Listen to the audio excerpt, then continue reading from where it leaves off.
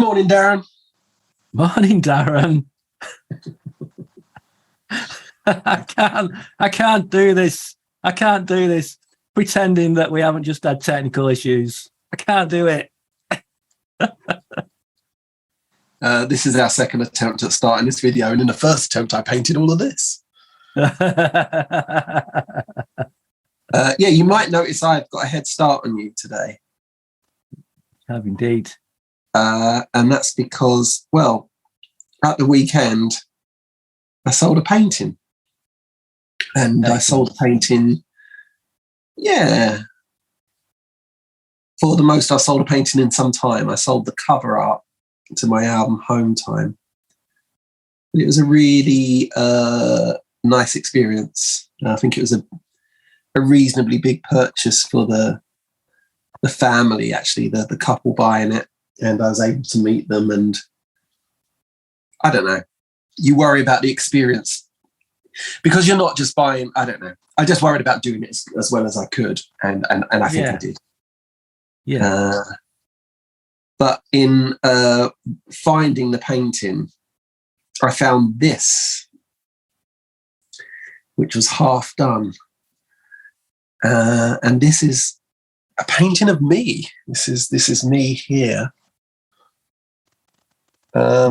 This is Jack, and it's a painting from a show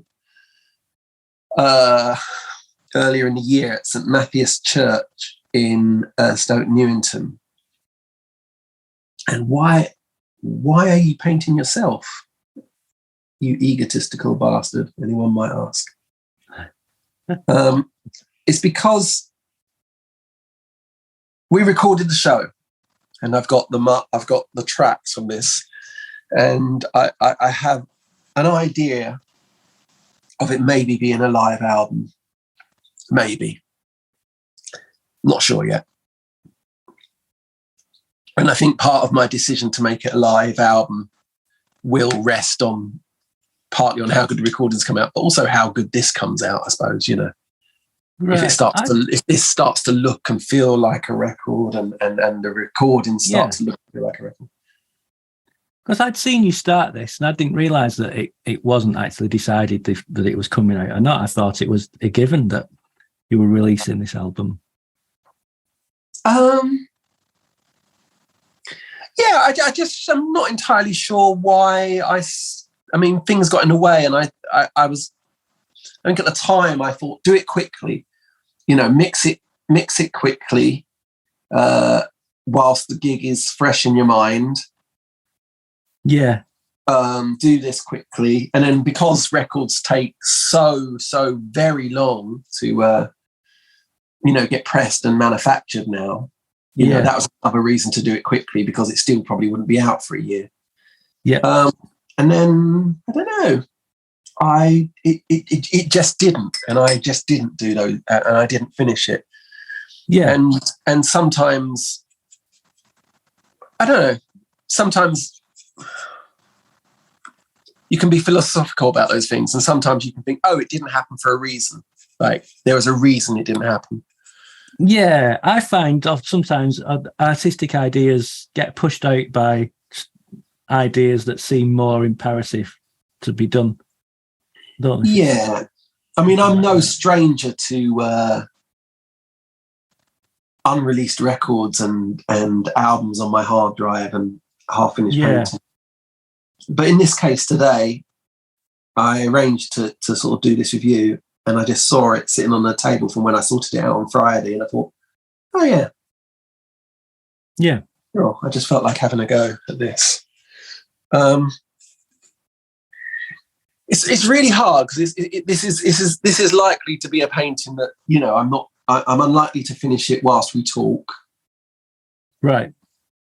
And it's unusual for me to spend this long on a picture.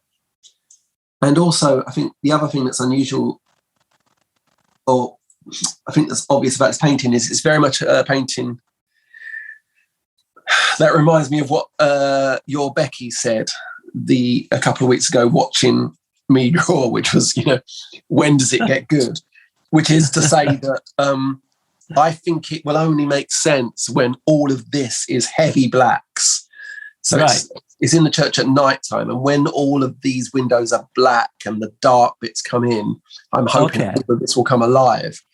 But it's quite nerve-wracking because I think that will necessarily be the last thing I do. Yeah. So it's I like the way it looks. I think it's good already. Yeah. I still think it looks a bit... Oh, God, this is going to stretch my vocabulary here. How can I phrase this? I do watercolors. You do? And the idea of a watercolor painting of myself on the cover of an album, it's a bit folksy. Do you know what I mean? It's a bit... Right. It's potentially a bit twee. And I'm hoping when all the blacks are added in here, it will not look twee. It will look vibrant, striking. Yeah. Oh, it will, definitely. Yeah. Avoid more. Let's stick with that. Let's stick with that word. Let's stick with twee. I'm conscious to try and for this to not end up looking twee. Yeah.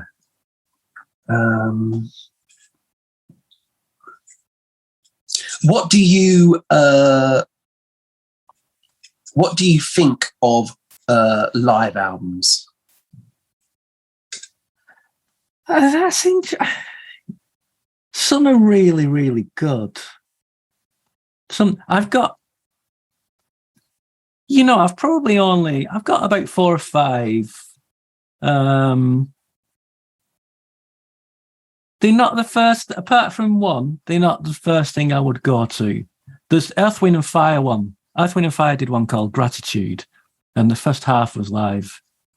And I will always go to that and put it on. It's really good. It's a storming performance. Whether it's overdubbed or not, I don't care. It's just really, really hot funk. Yeah. But then there's other albums. There's Queen Live Killers, which I used to love, and now I hardly ever listen to that. And the classic rock album is Thin Lizzy's Live and Dangerous. Right. And that's good, but it's really long. Live albums are often really long. One of the reasons that the Earth, Wind and Fire album is so good is because it's basically side 1 is live, and that's it. And it's kind of enough. But sometimes I think gigs are too long. But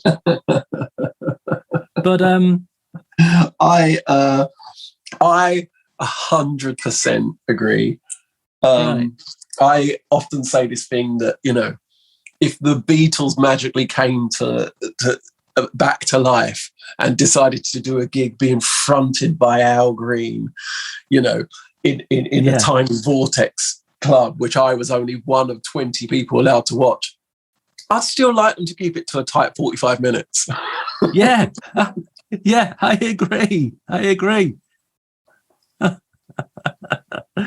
for that reason, like I find live albums too long, and I kind of it's very rare that I find that they're an essential entry in an artist's back catalogue.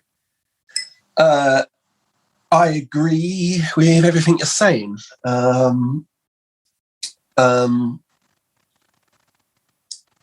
When I got the stems, the individual parts. So what we had a microphone here on jack, microphone on the piano. It was good. It was really, it was well recorded. Everything's got a nice amount of separation.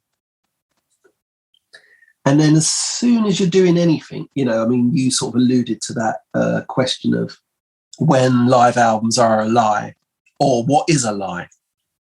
Yeah. That's perhaps another way to look at it. Yeah.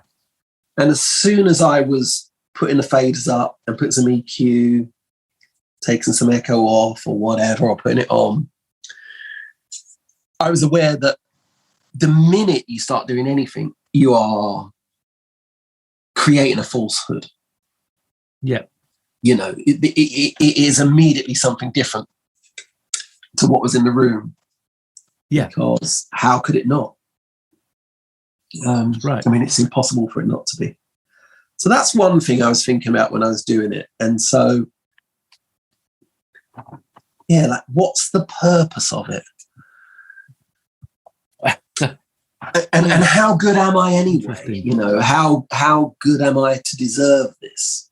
You know, like, who am I to say that one night was good enough to be preserved in this way? And it's very, very, I find some of those decisions, I was finding some of those decisions quite tricky, which might also be a reason why I temporarily left it alone. Yeah. When you're making a record ordinarily,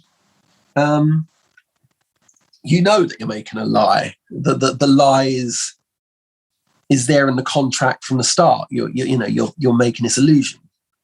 Yeah. Sometimes, you know, it's complete artifice, I suppose, in a way that you're using synthesized instruments, and sometimes you're trying to make the illusion of a live band. I always find it a little odd when people talk about trying to capture their live sound. I understand what they mean, and I have definitely said that and tried to do it. In fact, I'm trying to do it with a record now. Yeah. But I think you should always be, hey, something depressing just happened. So just here, I can paint in me here. Right. And you know, like, you get grayer as you get older. Yeah.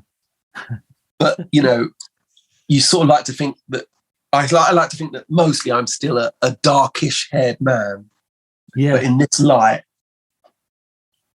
there is no other way I can render that hair color than a splash of grey. It's just, I know. It happens to us all. way. I mean, I could tell a tiny little lie with how I mix this color up, but I'm not going to. Yeah, so I find all those sort of things interesting when I think I've mixed maybe 4 songs from it. And I think I was starting to think there is something here. I think also because of the many different ways we release things now, this could be many different things. Like maybe it isn't a vinyl album, maybe it's just a download, or maybe I just fling it up on Spotify or something. Do you know what I mean? Yeah. I mean, it's the thing. A lot of bands like probably Wilco, and in fact Queen did it a few years ago. Just put all their gigs out online, digital downloads only. Well, goodness, Queen did it to beat the bootleggers. Yeah, but I mean, sure, but that's also a conversation to have, isn't it? I mean, because then you really are saying, you know, everything is permanent, nothing is temporary. I mean, that's a weird thing, isn't it? To go into a gig knowing there is a permanent record of it. Because that's the thing as well. I think I was on stage at times and forgot about it. But every now and then I just remembered, oh yeah, this has been recorded. Wasn't it Radiohead who they did a tour where the gig was being recorded and you could get the gig at the end of the night? You could buy it I saw that once. I saw that when I went to see the Frantic 4 lineup of Status Quo. I have no idea how they did it. I was standing at the front with my friend Andy. They finished playing. We turned around and walked away. And I think there was a little delay, but there was people sort of queuing up at the merch stall. And then this guy was bringing out boxes of CDs. They must have just running it to the burner. And just, I mean, but also like what a sort of, I don't know, what a snapshot of technology only at that time. Because even now they wouldn't do that. It'd be like, okay, as part of your ticket, you pay this much and we'll email you the link to the download or something. Yep. But even then, like, which was only a few years ago, the idea that it would be on CD, even that feels, it both feels futuristic that they could make them that quickly, but also sort of a little arcane and old that people would want it on CD. Yep.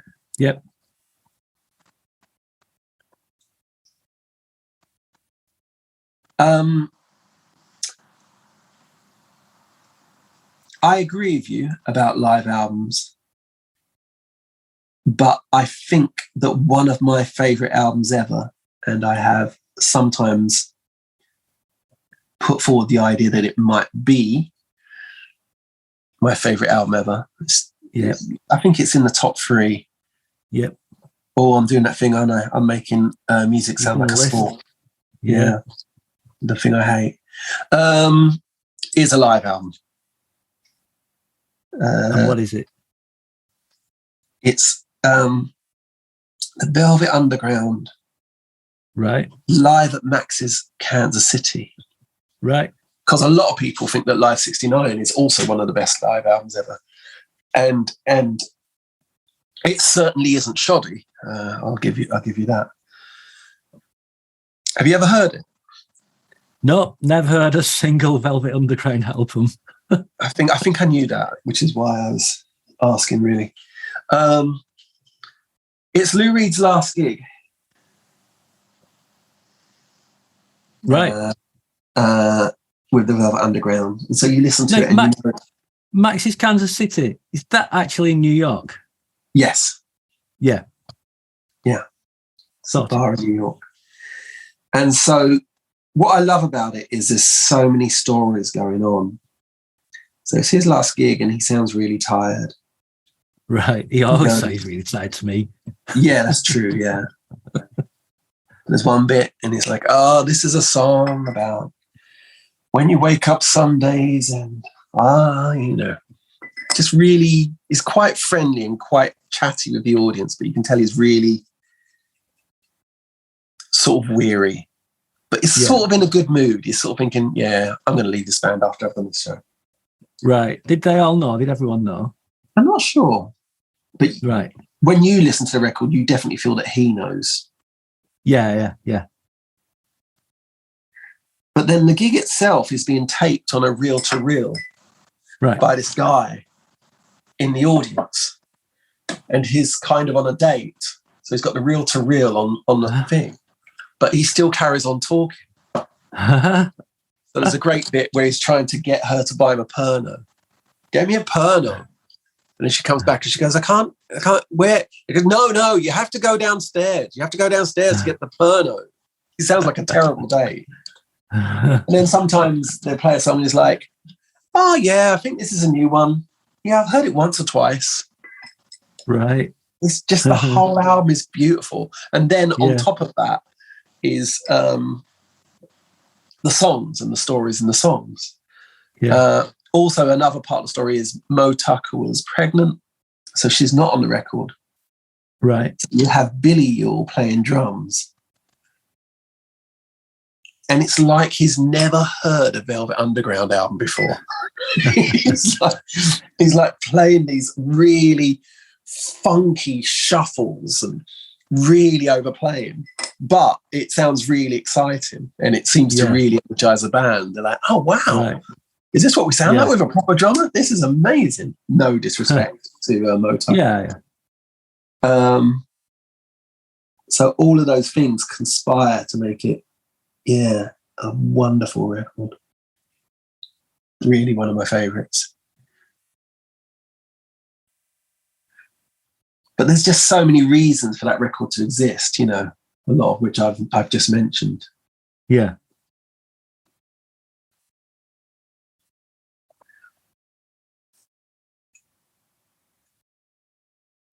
So I don't know.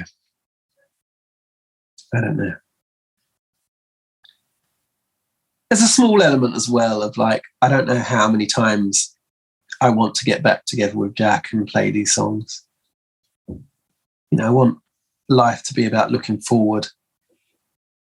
Yeah. And maybe that's an argument for both things. That's an argument. Oh, because of that, why don't you release this then? If you're not going to do it too many times, I agree.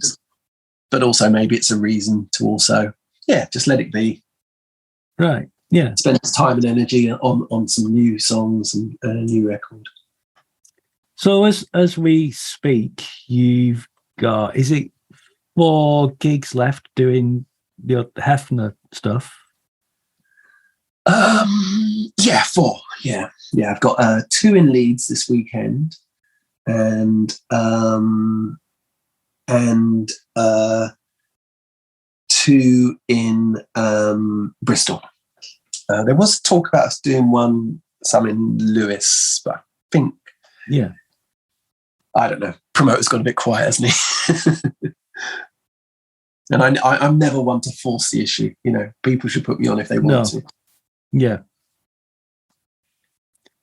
And then you've got new stuff, haven't you? You got an album out in, is it November?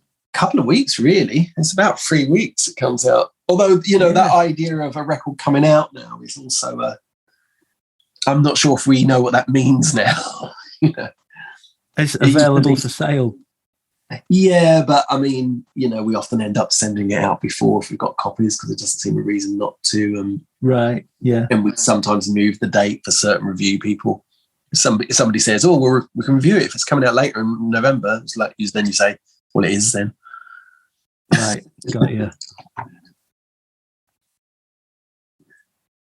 Yes, I have an album coming out, which it feels good as well. It feels good to do that on a year that's been mostly about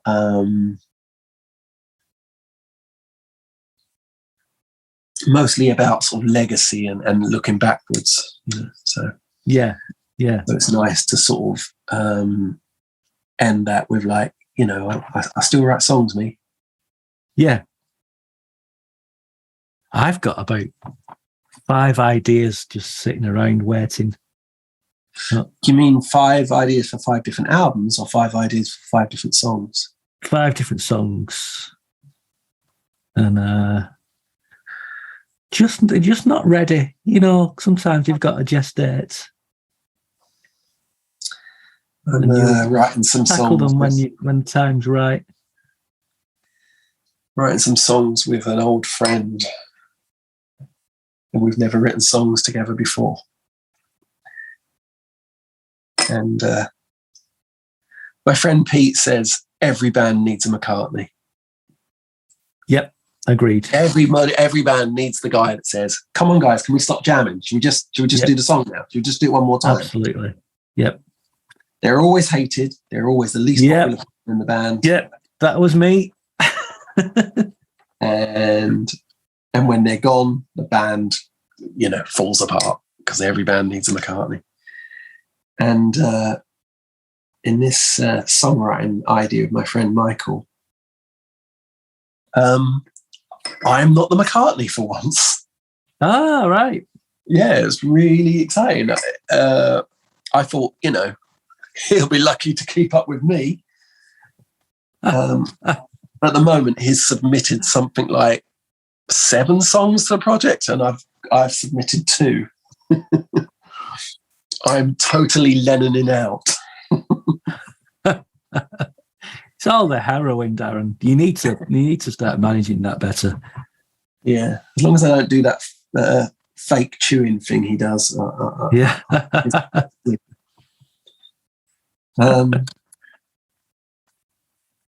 No, it's great. I really love it. I like someone keeping me on my toes. It's really good. Oh, bloody hell. And I sort of, I like the sense of competition as well. Right. I best buck up,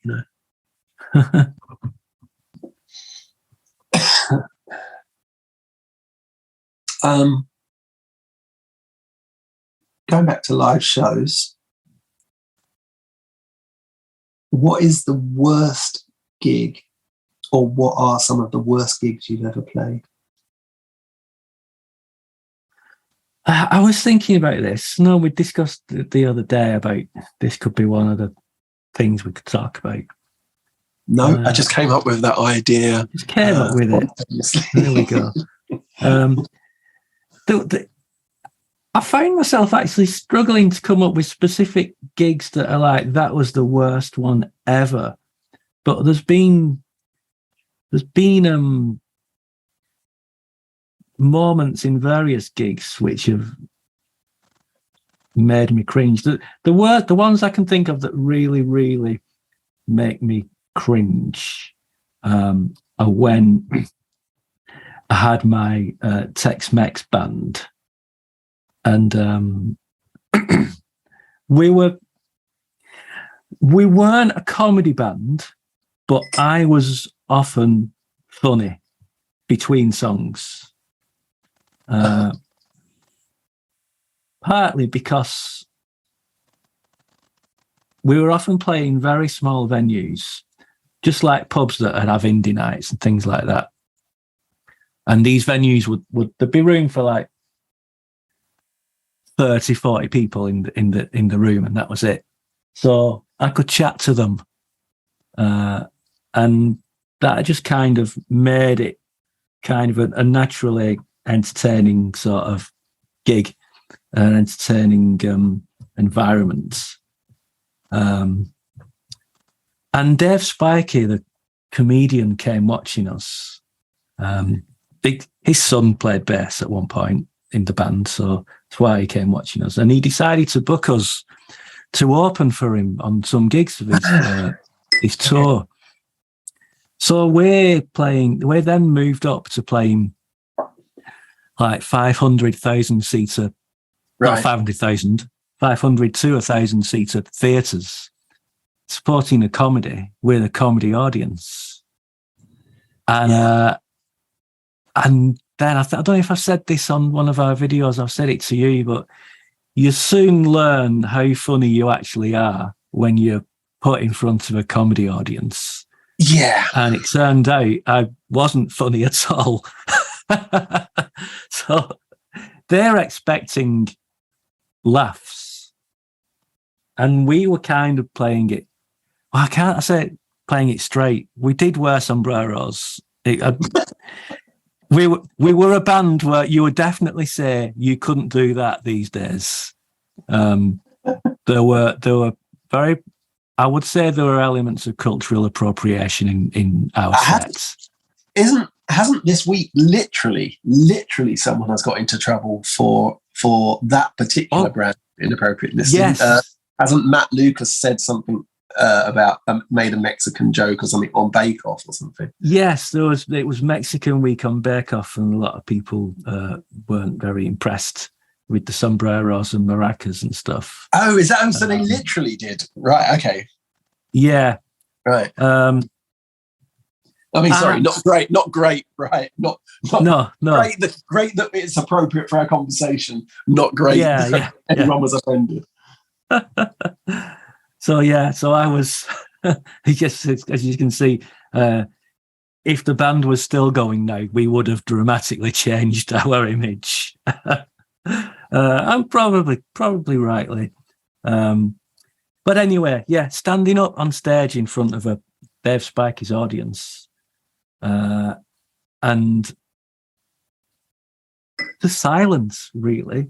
Polite applause after songs.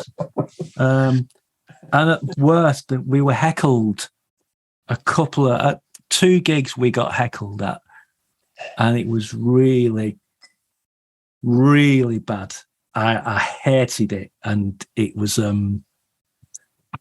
it wasn't like being heckled in a small 30 capacity indie club where you could have a chat.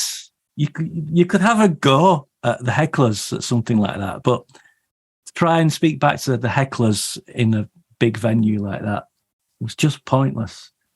And I'm sorry, this is really downer because it's not like funny. Worst gigs are usually funny. This was just genuinely horrible. I have some experiences similar to this. I know a couple of comedians. I did a show a long time ago, which was to get people to vote in an American election, and I think it was like Bush. That's how long ago it was. And I did it, and Stuart Lee did it, and hardly anyone was there. But after a while on your gigs, you sort of, like you say, I'm not funny, but I'm funnier than most people who play a guitar, because most people who play a guitar just go, "Well, we only rehearsed this one this morning," and things like that. Yeah. And so I did okay. Yeah. And so I got to know Stuart Lee that night, and I still know him now, and he has supported me. I've asked him to do things at my shows before. Yep. And then either via that, I got to know a group of people. So I got to know Robin Ince. Yeah. And Josie Long. And then I started being asked to play at Robin Ince's Christmas shows. He had these Christmas shows. I think he still does them occasionally, called 9 Lessons for Godless something or other. Sort of, it was based around the New Humanist, and we do them at the Bloomsbury Theatre. And a lot of those things you're saying, I found that when I if I sort of thought of 2 songs I could do, and thought of the funniest reactions I'd ever got in my 20 years on stage, thought about how to say them, went through them a few times, I could do it sometimes. And sometimes I could. And I'll be honest, once or twice it worked to the extent that I thought, could you do that? Could you be a stand? But when it went wrong, God, it's the worst feeling in the world. It's horrible. Horrible. Yeah. And there was one year where Ricky Gervais was doing it. And everyone went in to see the running order and like, okay, which poor fucker's got to go on after Ricky Gervais? And it was me. And it worked out because basically, without going into detail, he told a joke which you couldn't tell these days. Right. And the audience kind of turned against him. Right. So you couldn't tell it those days either? No, you couldn't tell it those days either. Yeah. And so I do actually remember the joke. I'm not going to tell it here either. Okay. And so actually he gave me a free pass. I think he was like secretly announced. And so it wasn't like there was loads of Ricky Gervais fans in the audience. In fact, possibly the opposite. Yeah. And so then I got away with it. But then the next night it had moved to the Hammersmith Odeon. Right. Wow. And I think there the tickets had been sold on the knowledge that Ricky Gervais was going to be there. Yep.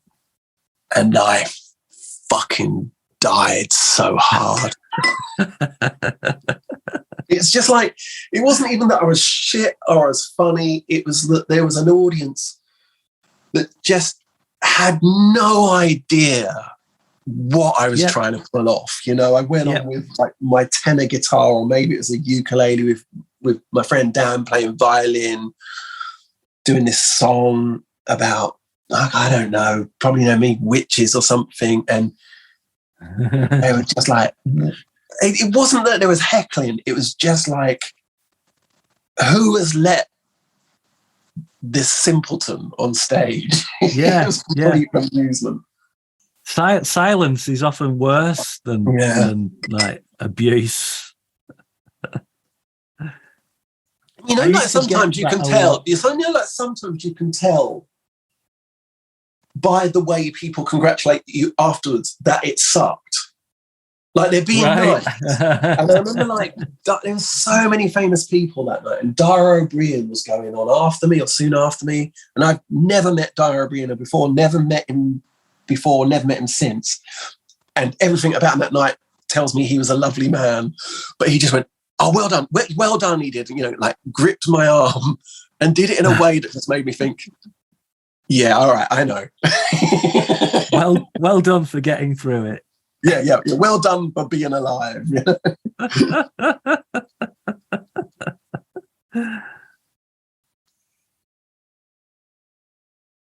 And I've Hefner. often done gigs that have been.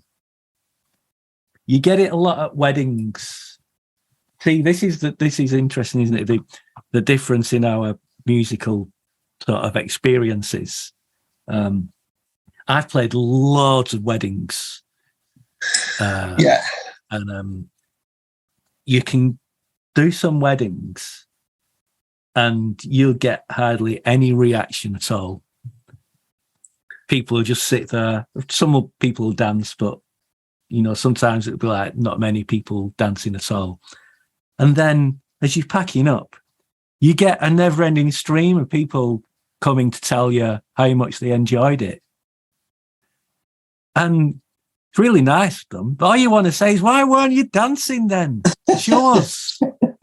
Because in the end, you just get used to getting up, playing, and know that you can play your very best. And sometimes people just don't want to dance. They're just not interested in it. They're just happy to sit down and listen to the music. Yeah, I've never played a wedding. I have been asked, right, a lot of times. I would say once or twice a year, especially if it's a couple that my music was important to, and I usually try and say no before any money has been mentioned, because I know how much people spend on weddings, and if I knew how much they might be prepared to pay, I might be tempted to say yes. So I quite like to just. I think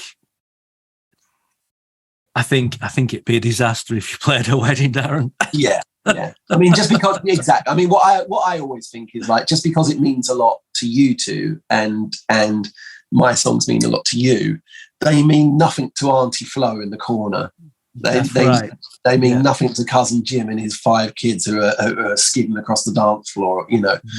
Yeah. What they want is Dexys. What everyone wants is Dexys. Get a DJ, play some Dexys. Absolutely. Yep. If you must have a band, get a band who plays Dexys. When Hefner were doing okay, we started playing more and more cities. We played in Aberdeen. Not many people turned up. And these 2 guys were sort of standing in front of me. I always used to be sort of stage right. And we'd done appeal sessions and stuff. I think we'd even done the bit where we had this experience of being like doing really well in John Peel's Festive 50. Yep. And after every song, I finished each song, and these 2 guys just slow clapped and went, John Peel's favourite band. Oh, God. I did it for about 6 or 7 songs. Really, really freaking me out. And I think in the end, I just did sort of go, I just sort of went, oh, fuck's sake, guys. Like, I couldn't be bothered with a witty comeback or any put down. I just kind of went, come on. And it sort of worked. They realised, oh, yeah, we have kind of destroyed this guy now. Perhaps we'll stop. It's strange that they should do that. Some people aren't nice, Darren. Speaking of Scotland, I did a gig in Edinburgh once with the Drifters. And it was the night before. 3 of the band, me, the guitarist, and one of the backing singers, had gone out to the pub. And then back to the guitarist place, where we carried on drinking.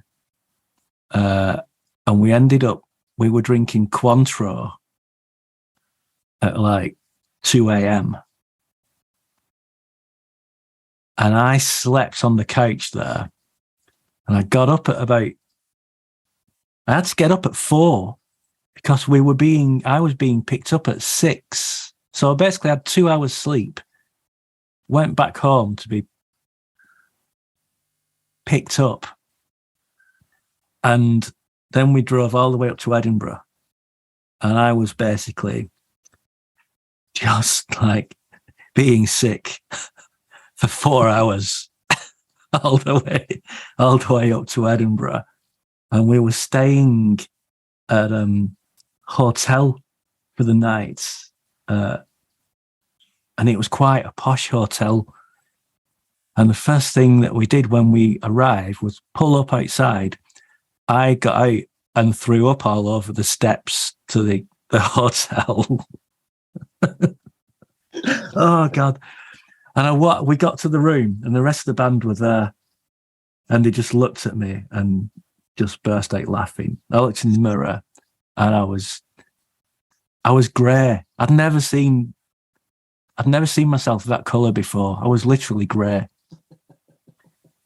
And I just sort of such a weird gig in that I was dealing with the worst hangover I've ever had. And then we had to do the sound check in this nightclub. And then at the end of the gig went well, actually. And I kind of sobered up by then. At the end of the gig, we're packing all the gear away and we're taking it out to our cars and stuff outside. And there was a full-scale riot going on outside the club with all the punters, all the male punters, throwing bottles and chairs and stuff at the police. And we were just walking through them all with our gear. Excuse me. That's it's bedlam. Yeah. It's just like, this is so strange. I was totally separate from it. It's like the band don't count. You're almost protected as a musician from the chaos that's going on. I wondered if this is how it felt like for the people at the that Woodstock that they did the documentary about recently. Oh, I watched that.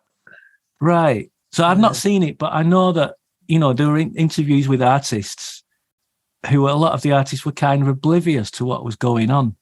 Yeah. And I think it's very true at a gig sometimes. There can be chaos happening. If you're on that stage or you're in the dressing room, you're totally insulated from all that. And you can walk through it all as if you've somehow got some kind of protective energy field around you. It's so strange, the treatment that you get as a musician at a gig. Yeah. You're making me think of a gig in Sunderland where we got out and people were being beaten up and everything, just proper fights and glasses and everything. Yeah.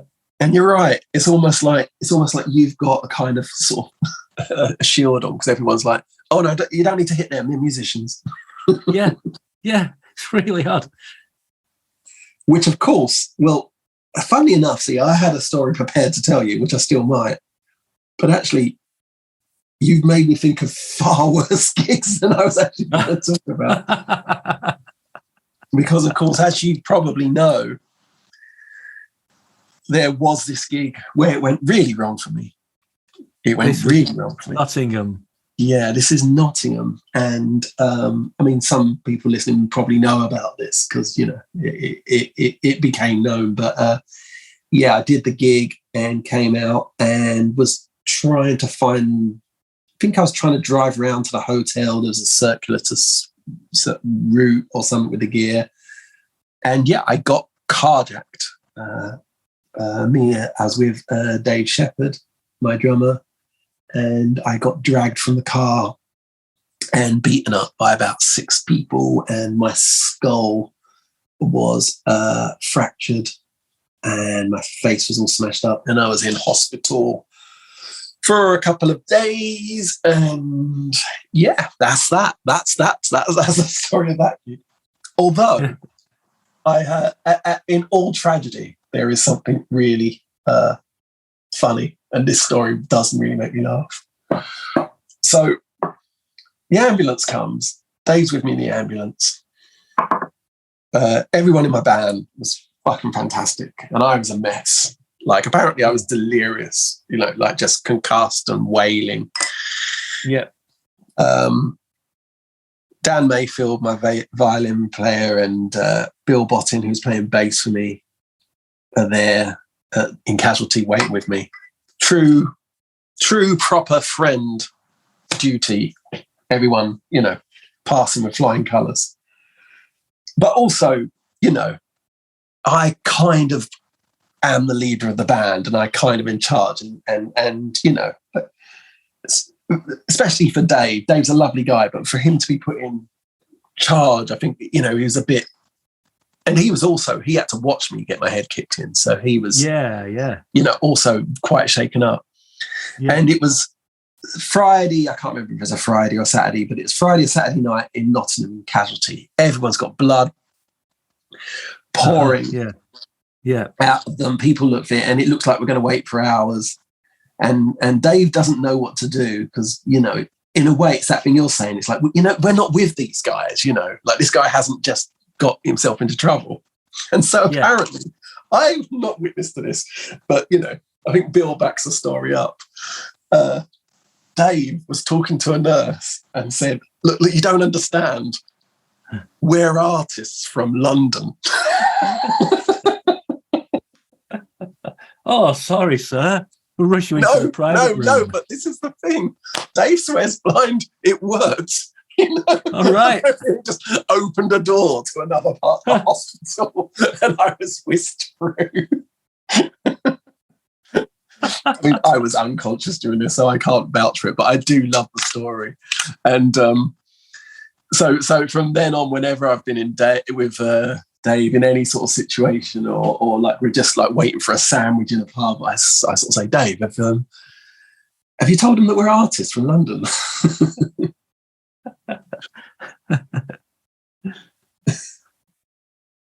Interestingly, Dave himself, this is not my story of it, but I was thinking of this when you were talking about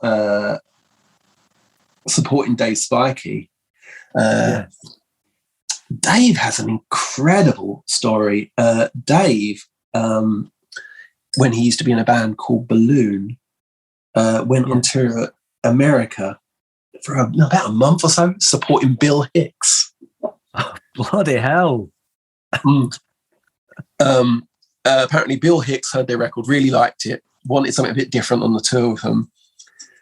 And he said, we absolutely died. People hated us. Of course. And they would get together and go up to Bill Hicks and say, look, we can't do this. This is awful. Yeah. And apparently he was like an absolute gentleman and would say, please stay. I love having you here. And just get out his wallet and just start, piling them over wads of money. Look, we'll just make it okay. Will you come tomorrow if I give you this much? And they go, okay. And then the next night they would just die again. Isn't that incredible? Yeah. I quite often like getting Bill Hicks stories out of Dave when that comes up.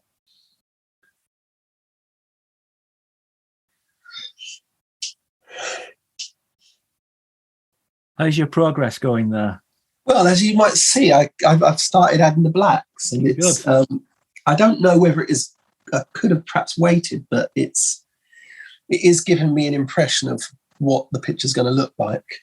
So I like you've got the light on the heads as well. It's not just black. Yeah. I think I remember I started this in a drawing club, and I was talking to you guys a lot about whether to even have the audience in. I was thinking about that's right. Running them back. Hefner had just started doing well. We had this brilliant situation where Steve Lamacq liked us and played us, and John Pill did, which apparently is very unheard of. Usually they They even used to have a meeting and sort of divvy the bands up. But we were lucky enough to do Lamac sessions and Peel sessions. And they used to do this thing, maybe they still do, it's called Radio 1 Sound City. Right. And go to a certain city each year and do a run of shows. And some stages would be like a Peel night, he'd curate it, and some nights Lamo would curate it. And we did it a couple of times. Eventually, we did it a Peel one where we played with Flaming Lips. But the first time they asked us was to play in Newcastle. Right. So we'd done a couple of sessions. We knew a few people at the BBC, but this was different. This was like a live concert on Radio 1, and it went out live, I think. Right. We got all these sort of things through, and it was really strict about your set must be this long. Yeah. You know, we timed it in rehearsal. We were really anxious. The bill was Stereophonics headlining. Right. Symposium, don't know if you remember them. Name rings a bell. And then Hefner. Hefner on first, obviously. Right, yeah, okay. And we got there, massive sports hall, and Stereophonics are sound checking. You know what they sound like.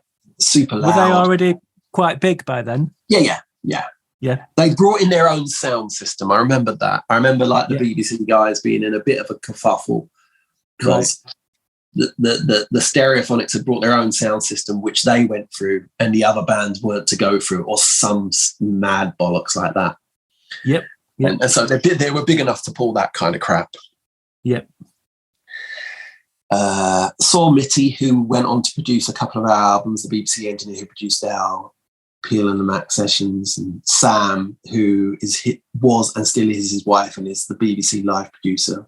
He managed to get us up quite well connected quite early. But still, this experience was still new. Yeah. We went into we managed to get like 5-10 minute sound check, but it was fine. We were really happy. And then they showed us to the dressing room. Yep. And even that sort of experience is really new to us. And loads of sandwiches and beers. We're like, hey, we've hit the big time, you know? And we just stayed in there, excited about doing it. And someone came, possibly Sam. Right, guys, you know, you're on only 5 minutes. Let's get you ready by the side of the stage. Walk down the corridors, narrow corridor. I see Steve Lamac. I think it might have been the first time I'd met him in person. Right. Like, all right, Darren, thanks for coming and doing this. And then he's a very small man, Steve Lamac, but like one of those wiry, strong men. Yeah. And he gripped my hand, arm like this. Yeah. And really gripped it and went, it'll be all right. It'll be all right. I was like, strange thing to say. Why on earth wouldn't it? We get to the side of the stage and the Mac's on stage introducing us and he's saying something like, I like him, you know, Peely likes him. You know, give him a chance.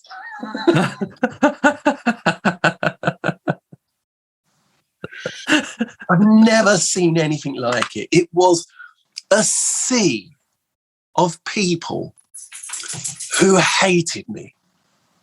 They all hated me. And they didn't hate me because I was Darren from Hefner. They hated me because I was anyone other than the Stereophonics. They were pissed up and all they wanted was the Stereophonics. And any band that got in their way was in their way. Oh, God. And they were just screaming at us to fuck off. It was just like, fuck off, fuck off. These plastic bottles. Oh, dear. And so we had this like time set. It was supposed to be, I don't know, like 25 minutes exactly. And as you can imagine, you know, we got through it in 18 minutes because the adrenaline was pumped. Yeah. And I came off, and Sam was at the side of the stage, and she said, "No, you know, it's still going out. You've got to go back and do one more." And I remember, even in like my, you know, the big league, I said, "With all due respect, you can fuck off now." and she looked out, and she went, "Yeah, fair enough." Awful. And once again, you know, when people are being so nice, you know, we got taken into the BBC Mobile, and you know, Missy being really nice. Missy was going, "Oh no, I think you're winning them over." I was like, well, "Fuck off, Missy." Like, we were not winning them over. Your mention about Stereophonics and their PA, which I kind of actually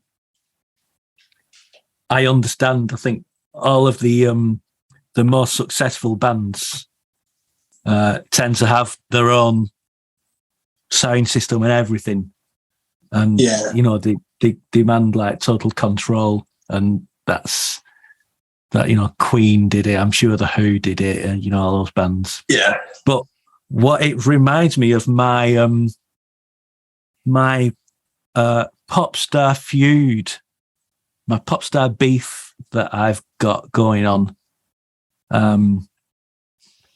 with late British glam band Racy, who are my sworn pop enemies. And we were doing a gig. That's possibly. I mean, perhaps we don't want to do that, but perhaps in another thing we should do feuds, the bands we've fallen out. In fact, I won't tell this story, but I think I'll just tell the person, because I think it's such a weird person to have a feud with, and I'm sure he doesn't know who I am. Yeah. But I will go to my grave with a grudge against Eliza Carthy.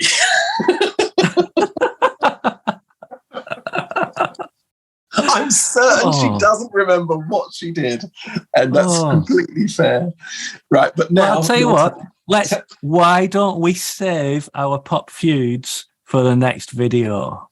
Okay, I'm not telling my Eliza Carthy story. I've finished my painting. So why don't we save it? I can save Racy for my next video. For another one. Yeah.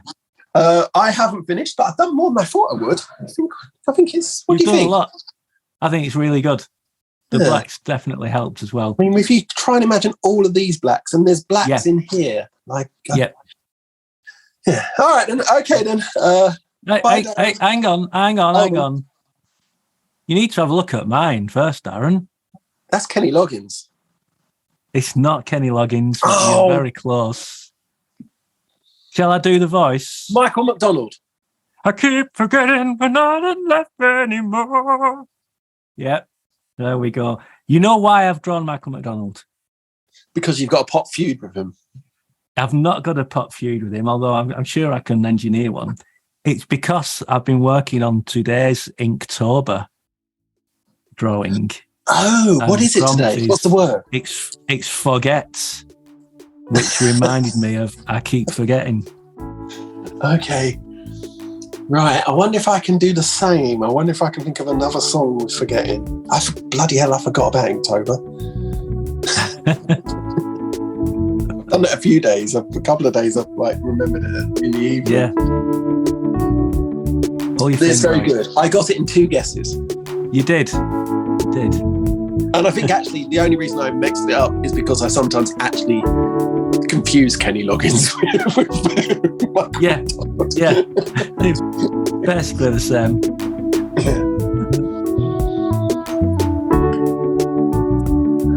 Okay, shall we say goodbye? Yeah, let's say goodbye. Goodbye. That was a good one. Beaten up, heckled. Goodbye.